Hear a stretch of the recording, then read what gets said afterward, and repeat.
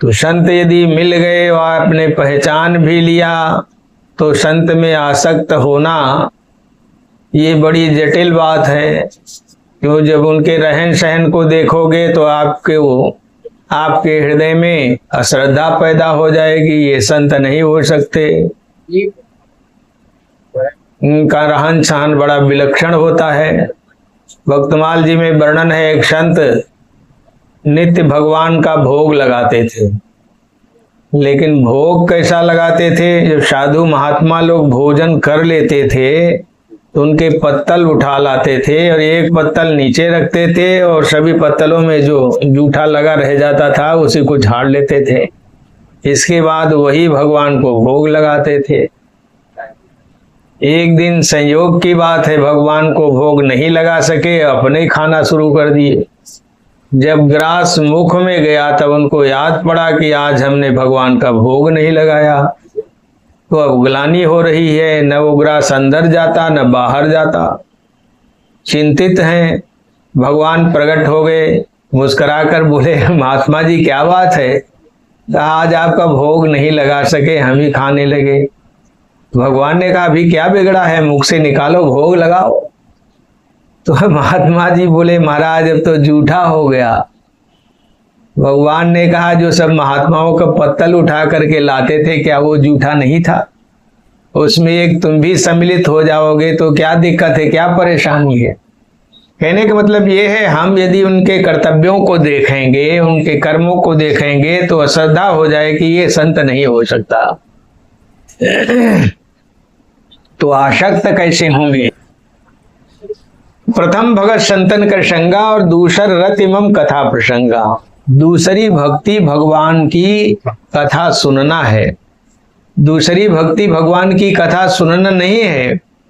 प्रथम भगत संतन कर संगा, दूसर रतिमम कथा प्रसंगा। ये भगवान स्वयं सबरी जी से कह रहे हैं, ये हमारी कथा प्रसंग में रति हो जाना ये दूसरी भक्ति है। कथा तो सभी लोग सुन लेते हैं लेकिन कथा में रति नहीं होती है। यदि किसी को भगवान की कथा के प्रति श्रद्धा हो गई, प्रेम हो गया, रति माने भी प्रेम ही होता है, तो वो वह संत है। और संत कहीं भी आपको प्राप्त हो सकते हैं। गोस्वामी तुलसीदास जी महाराज तो निवेदन करते हैं, संत सरल चित जगत हित जान स्वभाव स्नेह बाल विनय सुन सुरुचि लखी, भगवान के चरणों में रति हमें देव। उत्तरकांड में भी गोस्वामी तुलसीदास जी ने लिखा है, रामचरण रति जो चाहा अथवा पद निर्वाण, भाव सहित सो यह कथा करो निरंतर पान। श्री भरत जी महाराज भरद्वाज जी के आश्रम में गए हैं प्रयागराज में। प्रयागराज से यही वरदान मांगते हैं, अर्थ न धर्म न काम रुचि, गति न चाहो निर्वाण, जन्म जन्म रति राम पद यह वरदान न आन। इस रामायण में गोस्वामी तुलसीदास जी ने लिखा, समजम नियम फूल फल ज्ञाना, हरिपद रति रस वेद बखाना। समजम नियम ये सब फूल हैं, फल क्या है, बोले ज्ञान है। और भगवान के चरणों में रति हो जाना यही रस है। भगवान का भजन करना ही ये जीवन का मुख्य लक्ष्य है। हरिपद रति रस वेद बखाना।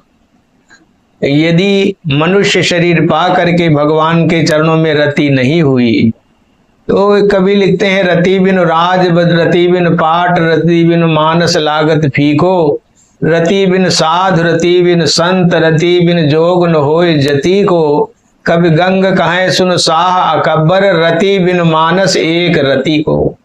यदि भगवान के चरणों में रति नहीं है, प्रेम नहीं है, तो इस शरीर का, इस जीवन का मूल एक रत्ती भी नहीं है। इस शरीर की शोभा माला पहनने से नहीं होती, इस शरीर की शोभा तिलक लगाने से नहीं होती, इस शरीर की शोभा बढ़िया साबुन, बढ़िया और इतर फूले तेल लगाने से नहीं होती है।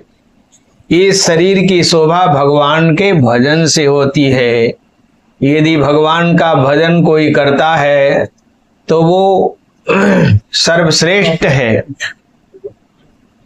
अर्थात आप कितने भी सुंदर हैं, गोस्वामी तुलसीदास जी महाराज लिखते हैं, काम से रूप प्रताप दिनेश से सोम से शील गणेश से माने, हरिचंद से दानी बड़े विधि से मघवा सो महीप विषय सुख साने, सुख शोभुन सारद शोभकता चिरजीवन लोमसते यधिकाने, सायेते भय तो कहा तुलसी जो पे राजीव लोचन राम न जाने, झूमत द्वारे अनेक मतंग जजीर जरे मदयम्ब चुचाते, तीखे तुरंग मनोगत चंचल पवन के गौन ते बढ़ जाते, भीतर चंद्रमुखी अवलोकत बाहर भूप खरे न समाते, और ये ते भय तो कहा तुलसी।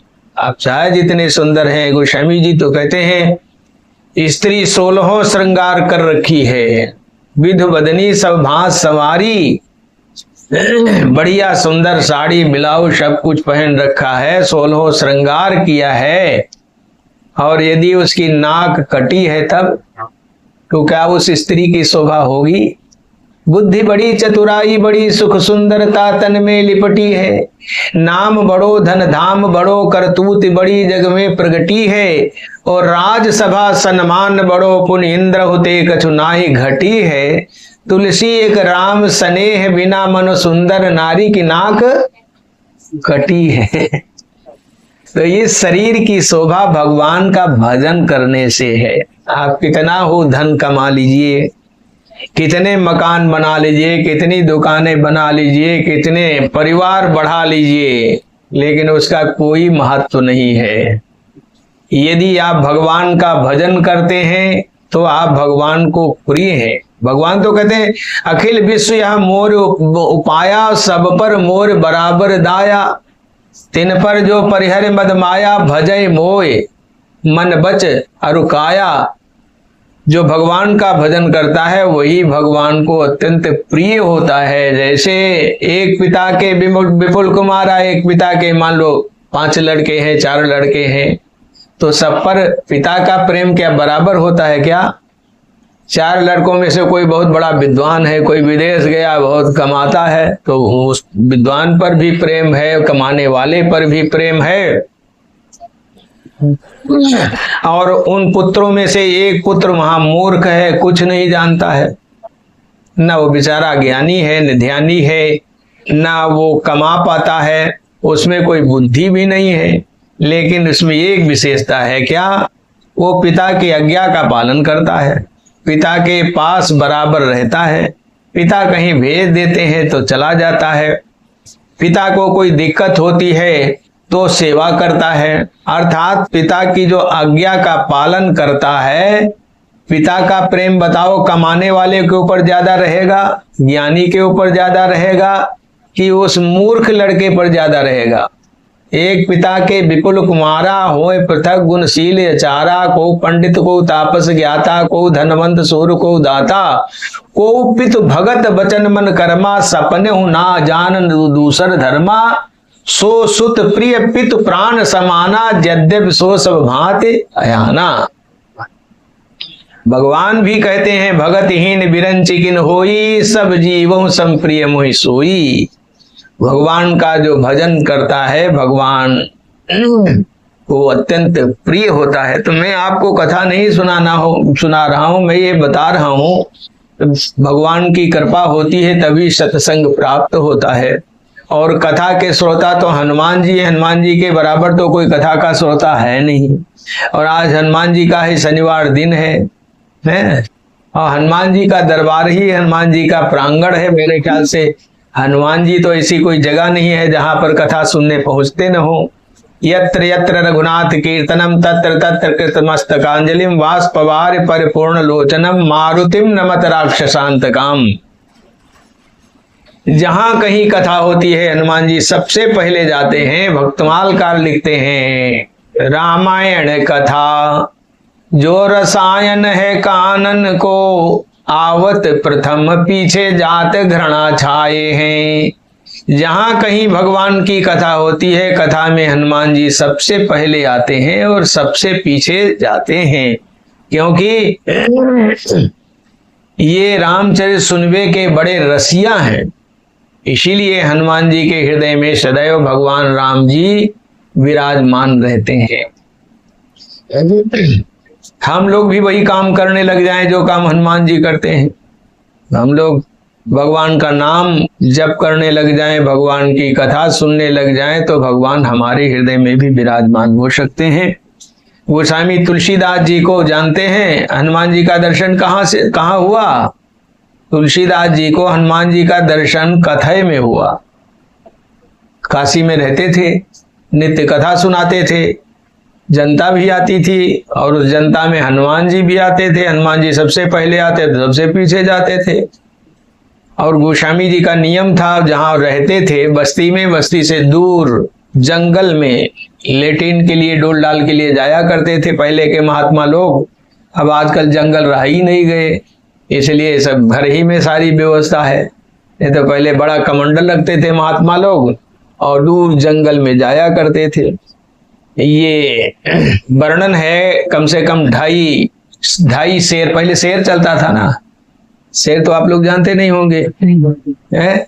हाँ आप जानते हैं, आप जानते हैं, हम जानते हैं। शेर पहले छटाक चलता था और फिर पाव पौवा चलता था, फिर आधा शेर होता था, फिर शेर होता था। पढ़ाइयों इसी तरह से होती थी स्कूलों में। और आपके आज के लोग तो ग्राम समझेंगे, 50 ग्राम, 100 ग्राम, 250 ग्राम, 1000 ग्राम। नहीं तो पहले हम लोग छोटे छोटे थे, स्कूलों में से पढ़ाते थे 1 पौवा पाव, 2 पौवा आधा, 3 पौवा पौन, 4 पौवा शेर, 5 पौवा सवा शेर और 6 पौवा 1.5, 7 पौवा पौने 2, 8 पौवा 2। इस तरह से स्कूलों में पढ़ाई होती थी भाई। तो 2.5 शेर का महात्माओं का कमंडल कम से कम होना चाहिए। पहले के जमाने में रखते थे महात्मा लोग। वो जो जाते थे डोल डाल के लिए, तो उसमें कमंडल में कुछ जल बच जाता था, तो बचा हुआ जल एक पेड़ की जड़ पर गिरा दिया करते थे। अब कहीं वर्णन है पीपल का पेड़ है, कहीं बबूल का पेड़, कोई भी हो, इसलिए हम नाम नहीं लेते हैं, पेड़ की जड़ पर गिराते थे। और वहां एक भूत रहता था, और भूत का मुख छोटा होता है कहते हैं। वो हमारे आप जैसे पानी नहीं पी सकता है, तो पानी बूंद बूंद टपकता है, वही पीता है, तो पानी पीता था भूत।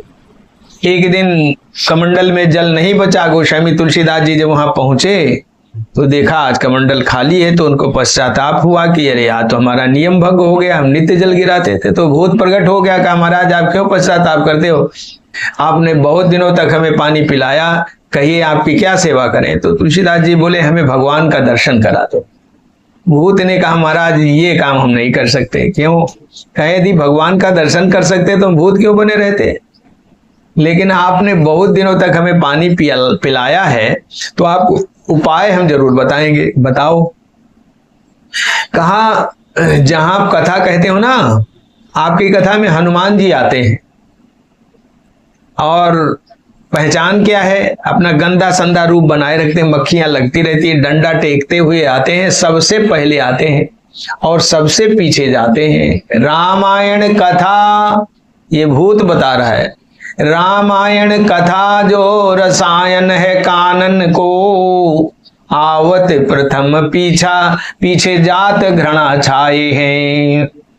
आए पहचान चले संग उरयान आए, बन मध्य जान धाय पाए लिपटाए हैं। करें तिरस्कार कही सकोगे नटार, मैं तो जाने रस सार रूप धर्यो जैसे गाये हैं। मांग लीजिए बर कहा दीजिए, राम भूप रूप यति ही अनूप नित नयन अभिलाखिए। कियो ले संकेत वाही दिन ही तिलाग्यो हेत, आई सोई समय चेत कब छवि चाखिए। ये भक्तमाल जी के छप्पे हैं जो हम आपके सामने बोल रहे हैं। तुलसीदास जी महाराज ने उस भूत को शालिग्राम भगवान का चरणामृत पिलाकर उसको मोक्ष दिला दिया। वापस आए तो अपने हाथों से आज श्रोताओं के लिए चटाई वगैरह बिछाया, दरी वगैरह बिछाई और अपनी गद्दी वद्दी लगाई, सबसे पहले बैठ गए देखने के लिए कि कैसे भूत आता है। हनुमान जी आते हैं तो देखा एक व्यक्ति डंडा टेकते हुए आया और डंडा रख दिया, एकांत में चुपचाप बैठ गया। अब जब टाइम हुआ तो श्रोता लोग वहां पहुंचे, कथा हुई, और जब कथा का समय हो गया समापन का तो सब लोग उठ उठ करके चले गए। जब देखा सब लोग उठ के चले गए तब हनुमान जी भी अपना डंडा उठाए और टेकते हुए चल पड़े। गोस्वामी तुलसीदास जी धीरे से उठे गद्दी से, हनुमान जी का पीछा किए। जब घनघोर जंगल में पहुंचे तो पीछे से हनुमान जी के चरणों को पकड़ लिया। हनुमान जी ने मुड़ करके देखा, छोड़ो छोड़ो छोड़ो, तुम इतने बड़े ज्ञानी और तुम्हें नहीं मालूम है ये रोग बहुत खराब होता है, छुआछूत की बीमारी होती है, छोड़ो छोड़ो। तुलसीदास जी ने कहा महाराज छोड़ेंगे नहीं। क्यों?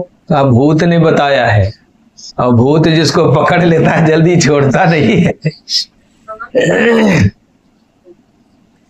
दर्शन दीजिए, आप तो राम जी के प्रेम मूर्ति श्री हनुमान जी हैं। वह क्या करते? हनुमान जी प्रकट हो गए और बोले वरदान मांगो। तुलसीदास जी बोले हमें राजा राम जी का दर्शन कराओ। हनुमान जी बोले भाई मांग लीजिए बर कही दीजे राम भूप रूप अति ही अनुपनित नयन अभिलाखिए। काम राम जी के भूप रूप अर्थात राजा रूप का दर्शन करना चाहते हैं। अब कोई प्रश्न करे कि राजा रूप का दर्शन क्यों करना चाहते हैं? भगवान का तो कोई रूप देखिए, सभी रूप भगवान के सुंदर हैं। भगवान का बाल रूप हम लोगों की उपासना में बताया जाता है, गुरु महापुरुष जन बताते हैं।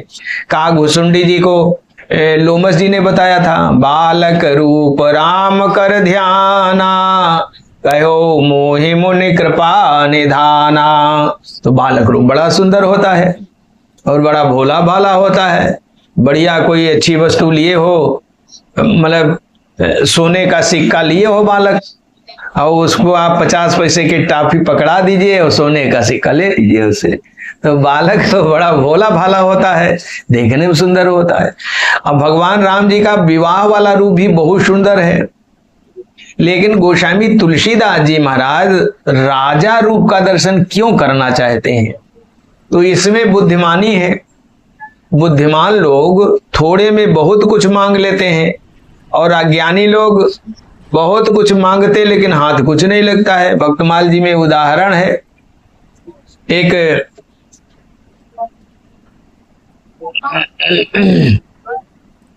एक बार नारद जी एक सज्जन के घर पहुंचे, तो घर में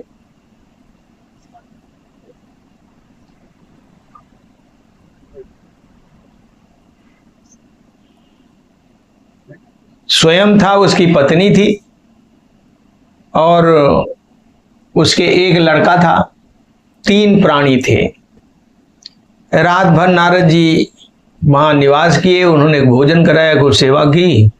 प्रातःकाल जब चलने लगे तो परिवार के लोगों ने प्रणाम किया।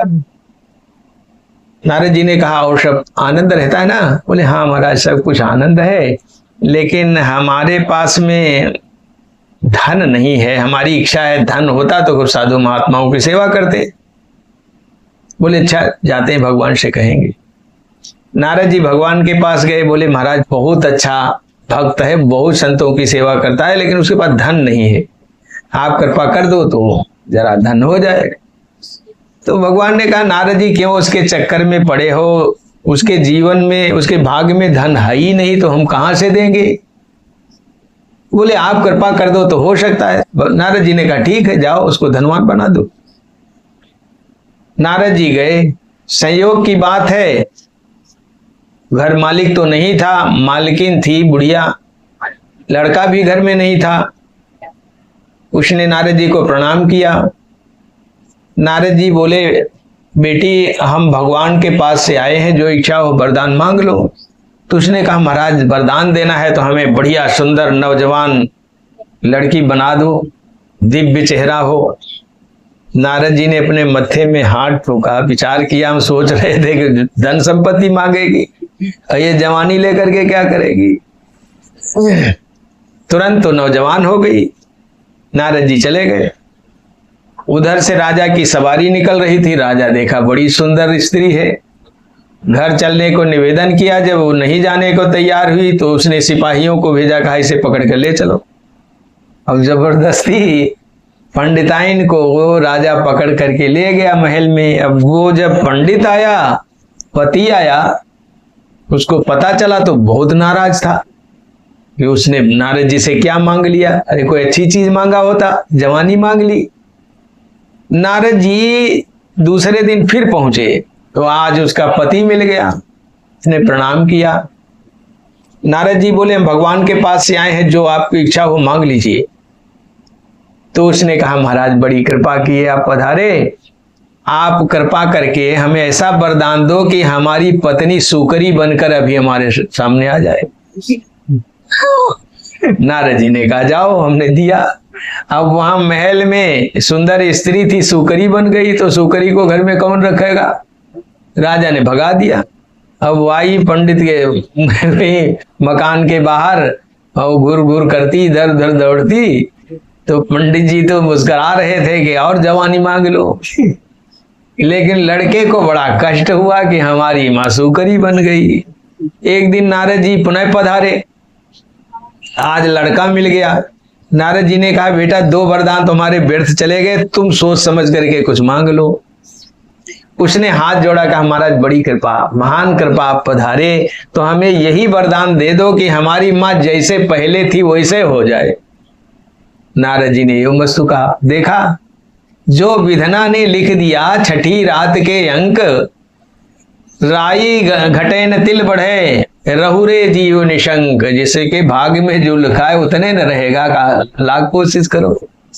तो देखो मांगने वाला ज्ञानी होता है। कुछ हाथ लगा उसके, 3 बार नारद जी आए लेकिन उसे हाथ कुछ नहीं लगा। और यदि बुद्धिमान मांगने वाला हो तो थोड़े में बहुत मांग लेता है। ऐसे भक्तमाल जी में वर्णन है, एक बूढ़ी माता जी थी, विधवा थी, एक लड़का था और आंखें भी थोड़ा कमजोर हो गई थी, कमर भी झुक गई थी। तो भगवान से प्रार्थना करती, हे भगवान हमारे बेटे का विवाह हो जाए और हमारे आंखों की रोशनी बढ़ जाए और नाती पोते को गोद में खिला लें तब मरे। भगवान से नित्य प्रार्थना किया करती। एक बार इसी तरह से जैसे यहाँ हम बैठे हैं, कथा आपको सुना रहे हैं, हमारे अंकुल जी की बड़ी इच्छा थी कि आप कथा सुनाइए। भगवान की बड़ी कृपा है, नहीं तो इस उम्र में कोई सत्संग करे। सत्संग तो बूढ़े लोगों का है, जिनके कोई काम नहीं है, कहते जाओ वहाँ सत्संग होता है, यहाँ क्या बड़े बड़े खांसते हो, यहाँ कथा हो रही, कथा सुनो जा करके। सुत पित माँ तो कहाँ ये सबैना, भगत न छाजे हमरे ऐना, और को कहे अब ही सकल सुख कीजे, वृद्ध भय पर हरि भज लीजिए। जब किसी काम के नहीं रहो तो भगवान का भजन करो। इधर राजस्थान में बोलते हैं, बालापन में खेला कूदिया, जवानी में हर हाक्या, और वृद्ध भये तो माला ले ली, प्रभु जी थारा भी मन राख्या।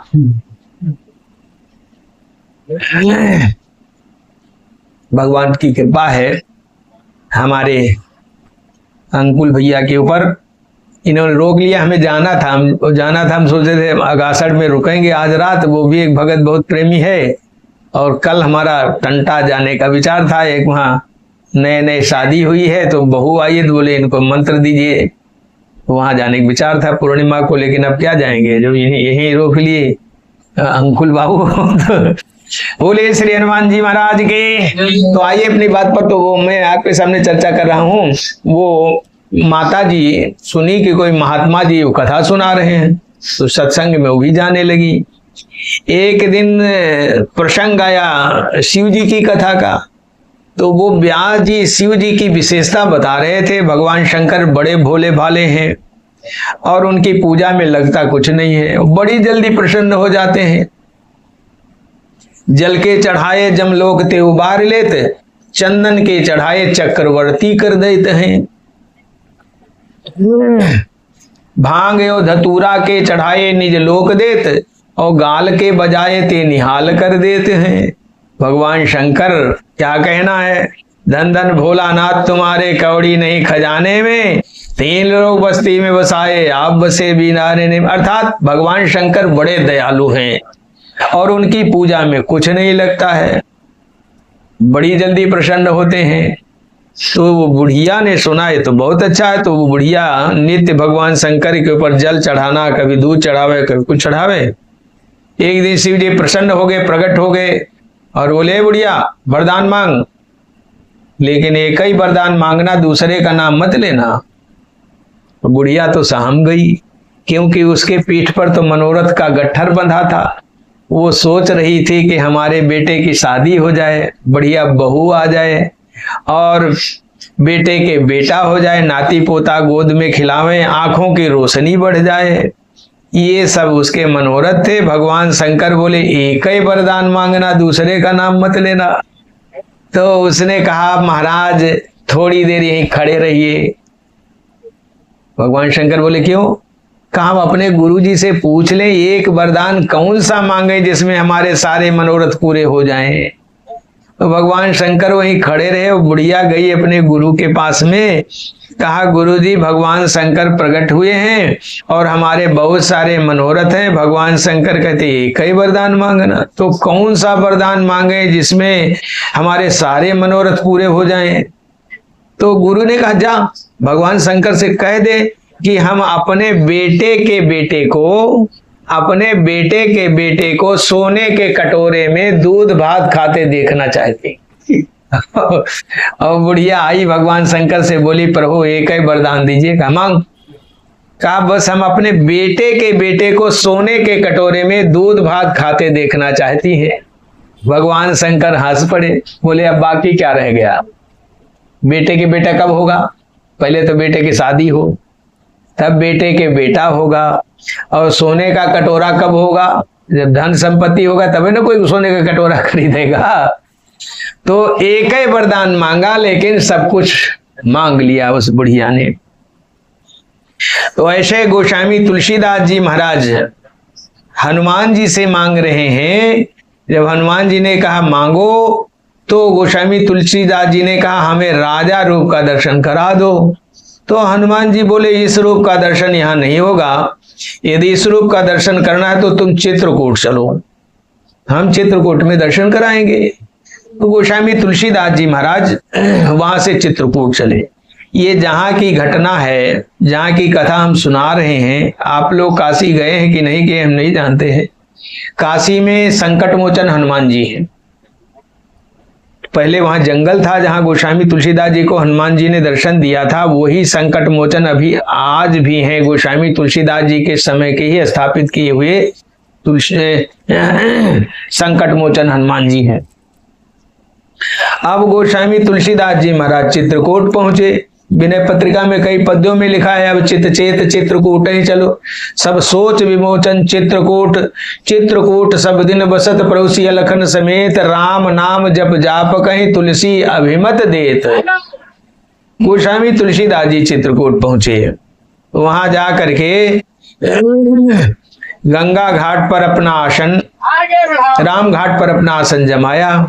और वहां का नियम है जो लोग चित्रकूट जाते हैं वो कामदगिरी भगवान की परिक्रमा जरूर करते हैं, क्योंकि मान्यता है अभी आज भी कामदगिरी पर भगवान निवास करते हैं। यदि कामदगिरी की परिक्रमा नहीं किए तो चित्रकूट की यात्रा आपकी अधूरी मानी जाएगी। जैसे आप हमारे यहाँ अयोध्या में जाते हैं और सब कहीं आप गए और मातगण नहीं गए, मतगेंद जिनको कहते हैं, तो यात्रा आपकी अधूरी मानी जाएगी। अयोध्या में जाए, मातगण तो लोग जानते नहीं होंगे आप लोग, वहां के कोतवाल हैं मातगण जी। वो लिखते हैं कि कौन अयोध्या में आया, कौन नहीं आया, कब आया कब नहीं आया। ये कौन है मातगण दी? मतगेंद भी कहते हैं, मातगण भी कहते हैं। ये विभीषण जी के लड़के हैं जो भगवान राम जी लंका विजय करके आए हैं, तो हनुमान जी को यहाँ राजा बनाए हैं और उनको कोतवाल बनाए हैं, कोतवाल है अयोध्या के। अयोध्या में जाएं तो सबसे पहले सरजू स्नान करें, फिर आप रामलला का दर्शन करें और हनुमानगढ़ी में हनुमान जी का दर्शन करें और कनक भवन जरूर जाएं, तो आपकी यात्रा पूरी मानी जाती है। आप नैमिषारण जाते हैं, सब कहीं गए, लेकिन ललिता देवी का दर्शन नहीं किए, चक्र स्नान नहीं किए, तो आपकी यात्रा अधूरी है। तो गोस्वामी तुलसीदास जी महाराज भी वहां कामदगिरी की परिक्रमा नित्य किया करते थे और मन में विचार करते थे, हे प्रभु कब दर्शन दोगे, कब आपकी कृपा होगी। एक दिन की बात है, संध्या का समय था, तुलसीदास जी ने देखा दो घोड़सवार हरा पोशाक पहने और घोड़ों पर बैठे धनुष बाण लिए हुए सामने से निकल गए। एक बार देखा, भी विचार किया, ये तो कोई राजकुमार शिकारी हैं, इनका दर्शन क्या करना। उनको देख करके गोस्वामी तुलसीदास जी महाराज जमीन की तरफ देखने लगे। थोड़ी देर में हनुमान जी आए। हनुमान जी ने पूछा, आपने राम जी का दर्शन किया? तुलसीदास जी बोले, राम जी का दर्शन कहाँ हुआ, तो इधर दो शिकारी गए हैं, हरा पोशाक पहने थे।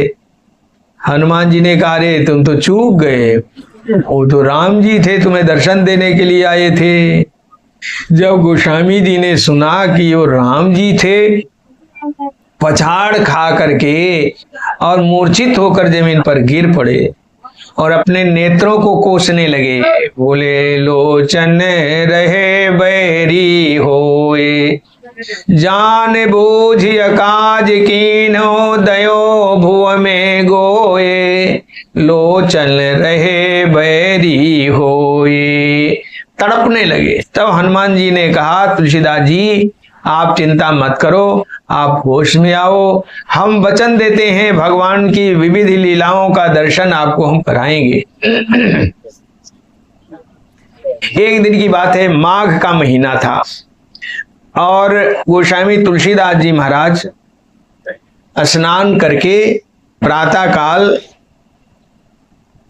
भगवान के लिए चंदन घिस रहे थे। उसी समय भगवान राम जी, लक्ष्मण जी बालक के रूप में प्रकट हो गए, तुलसीदास जी के सामने खड़े हैं। तोतली भाषा में बोले, बाबा दी हमें भी जरा टीका कर दो, बाबा दी हमें भी जरा टीका कर दो, चंदन कर दो। अब गोस्वामी तुलसीदास जी ने जब उनके तरफ देखा तो होश हवास नहीं। राम जी इतने सुंदर हैं, जो भी देखता है वो भी बेचारा पागल हो जाता है। रावण की बहन ने एक बार देख लिया राम जी को, तो सुंदरता पर इतना लुभाई बेचारी, अपने नाक के कान कटा ली। शूर्पणखा के नाक कान कट जाने के बाद जब वो खरदूषण के पास में गई है और सारा समाचार सुनाया, खरदूषण अपनी सेना लेकर के आए हैं राम जी को मारने के लिए, लेकिन जब राम जी को देखा, राम जी इतने सुंदर हैं, तो क्या कहते हैं, हम भरी जन्म सुनहु सब भाई, देखी नहीं ऐसे सुंदरताई, यद्यपि भगिनी कीन कुरूपा, लेकिन बधलायक नहीं ये पुरुष अनूपा। वे राक्षस खरदूषण कहने लगे, बड़े सुंदर हैं, इनको यदि मार देंगे तो संसार से सुंदरता समाप्त हो जाएगी। आए थे राम जी को मारने के लिए, तो हमारे भगवान इतने सुंदर हैं, जो भी देखता है वो मुग्ध हो जाता है। पहली बार जब जनकपुर को राम जी गए हैं, जनकपुर वासियों ने देखा, तो रामायण तो आप लोग पढ़ते होंगे, धाये धाम काम सब त्यागी, मनोरंग कनिधि लूटन लागी। जनकपुर वासी कहते हैं, आज लो न देखी जगत में सुहायवान शीलवान, जैसो या सांवरो सलोना है, एक बार भिहस के बिलोकत है, जाकी और भूल जात ताई खान पान निस सोना है। सांवरे की आंखिन में क्या भरी सुजान वीर, जादू है कि मंत्र है कि मूठ है कि टोना है, कहते हैं क्या अजब चाल अलबेले की, गजलाज रहे मस्ते मस्ते, रस रूप माधुरी टपक रही जब जात रहा रस्ते रस्ते, जिन देखे तिनके चित्त रतन अनमोल बिके सस्ते सस्ते, नप राम लला रघुनंदन ने दिल छीन लिया हंसते हंसते। भगवान कृष्ण कितने सुंदर हैं। एक बार एक मुसलमान की लड़की जा रही थी मक्का मदीना, बहुत से सिपाही लोग साथ में थे, वृंदावन पहुंची। उसने सिपाहियों से पूछा ये कौन सा नगर है? सिपाही बोले एक छोटे खुदा का नगर है, बड़े खुदा यहां से बहुत दूर है। तो उसने कहा कि पहले छोटे खुदा से मिलें फिर बड़े खुदा के पास चलेंगी। और छोटे खुदा माने बांके बिहारी ठाकुर के मंदिर में जब पहुंची और उसने भगवान का दर्शन किया है महाराज, तो उसको बड़े खुदा हमेशा के लिए भूल ही गए। वो भगवान के सामने क्या प्रतिज्ञा करती है, कहती छैल जो छबीला सब रंग में रंगीला, बड़ा चित्त का अड़ीला कहूं देवतों से न्यारा है। मालउर सोहे नाक मोती कान, जो है कुंडल बन माल लाल मुकुट सिर धारा है।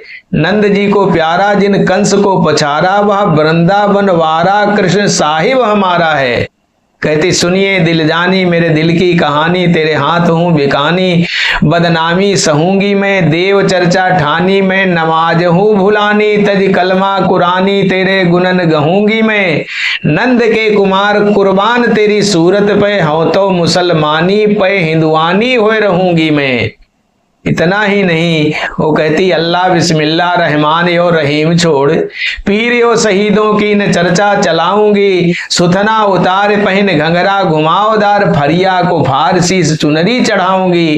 कहात है ताज श्री कृष्ण सो पैज करे, वृंदावन छाड़ी अब कितहू न जाऊंगी। बांदी बनूंगी महाराधा रानी, जो की तुर्कनी बहाए नाम गोपिका कहाऊंगी। और उसने अपना अवशेष जीवन फिर छोटे खुदा के पास अर्थात ठाकुर भगवान कृष्ण के पास ही व्यतीत किया।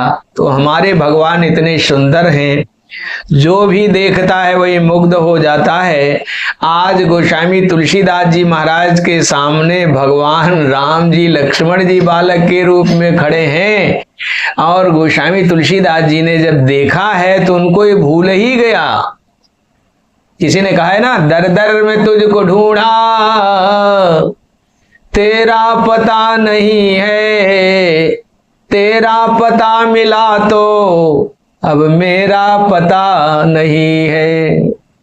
गीतावली रामायण में गोस्वामी जी तुलसीदास जी लिखते हैं, तुलसीदास सुधी नहीं कौन की, कहां से आई कौन ठाव को हैं। हम कौन हैं, हम क्या कर रहे हैं, हमें क्या करना चाहिए, सब कुछ गोस्वामी तुलसीदास जी महाराज भूल गए। अब हनुमान जी ने सोचा कि अरे गोस्वामी तुलसीदास जी भी इस बार भी बालक के धोखे में रह जाएंगे। इधर राम जी बोलते हैं बाबा जी हमें टीका कर दो, लेकिन इनको होश ही हवास नहीं। तो भगवान ने वो चंदन उठाया और अपने मस्तक पर किया और तुलसीदास जी के मस्तक पर भी कर दिया। तब हनुमान जी तोते का रूप धारण करके एक पेड़ की डाल पर बैठे वहीं से आवाज लगाए, क्या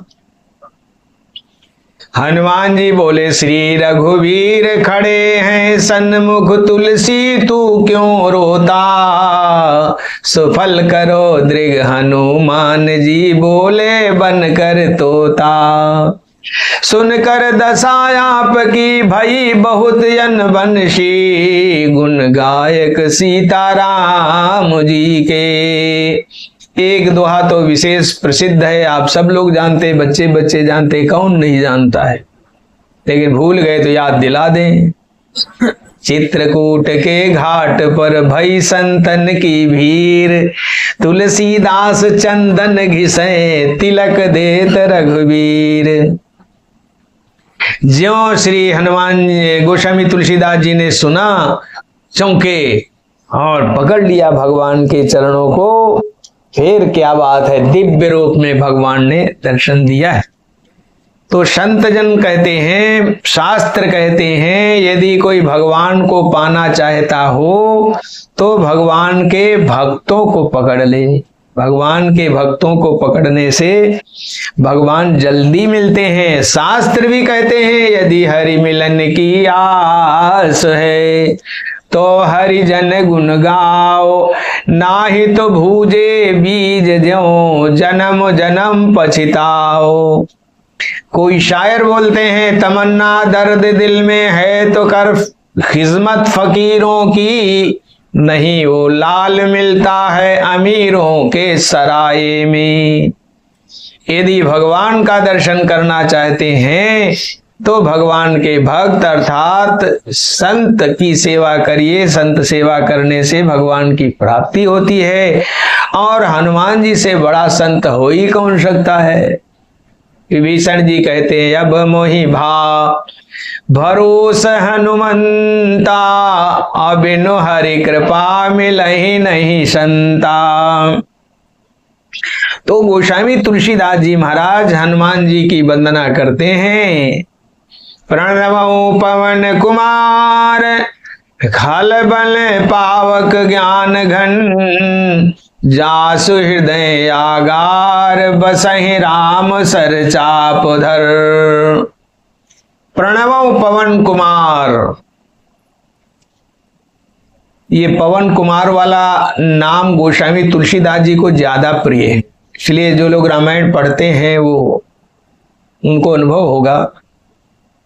बहुत इसका वर्णन किया गोस्वामी तुलसीदास जी ने। पाछे पवन तनय सिरनावा, जान काज प्रभु निकट बुलावा।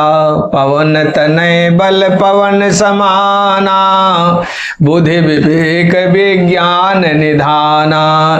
नाथ पवन सुत कीन जो करनी, साहसौ मुख न जाय सोई बरनी। पवन तनय के चरित सुहाए, जाव मंत रघुपति सुनाए। राम बिरा सागर महू, भरत मगल मन होत। अविप्र रूप धरि पवन सुत, आई गयो जनुपोत।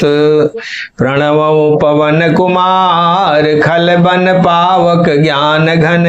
जासु हृदय आगार, बसहि राम सर चाप धर। हनुमान जी के दो रूप हैं।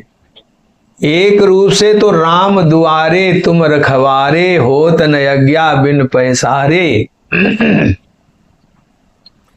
इस दृष्टिकोण से देखा जाए तो पुराना कनक भवन हनुमानगढ़ी तक है।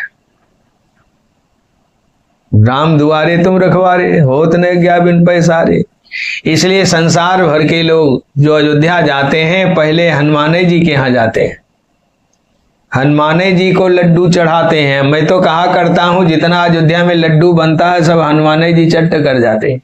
राम जी बेचारे बैठे बैठे टुकुर टुकुर देखा करते हैं, कोई भूल जाए तो भले इधर से आओ, इधर प्रसाद चढ़ाओ, नहीं तो वहां कोई नहीं चढ़ाता है। क्योंकि भाई सबकी इच्छा रहती है भगवान का दर्शन हो, और दर्शन जैसे मान लो बड़े बड़े अफसरों के यहाँ वो लोग चपरासी बैठा रहता है बाहर। मैं पहले यहाँ जवाहर भवन है ना, जवाहर भवन लखनऊ में देखे होंगे, हजरतगंज में है, कहाँ है? जवाहर भवन में पहले जाता था जब कम उम्र का था। तो एक नेताजी, यहाँ मुस्परी गांव है ना, नेताजी वहां रहते थे। उनसे बहुत छोटे परसे में जानता था, वो भी हमको जानते थे।